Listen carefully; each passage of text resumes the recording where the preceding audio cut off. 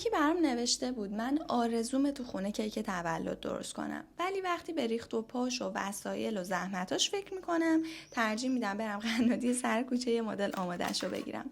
حالا من میگم این سری قنادی سر کوچه رو بی خیال، بیا با هم دیگه تو کمتر از نیم ساعت میخوایم یه کیک تولد خوشگل درست کنیم. حالا از این ظرفا یه بار مصرف برمی‌داریم، توش 2 سری شکلات آب شده میریزیم و میذاریم سفچه. کیکم از کیک‌های آماده استفاده کردم، برش میدم میذارم داخل قالب. برای خامه من از خامه کاله استفاده کردم.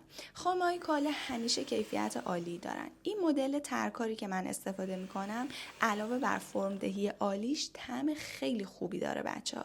برای مصارف خونگیتون خیلی پیشنهاد میدم. روی کیکمون یکم آب میوه میریزیم، بعد خامه، فیلینگی که دوست داریم مثل گردو و توت فرنگی، دوباره یه لایه کیک و یه مقدار خامه. حالا این مواد رو روی بشقابمون برمیگردونیم و کیک جذابمون آماده است. حتما درستش کنید.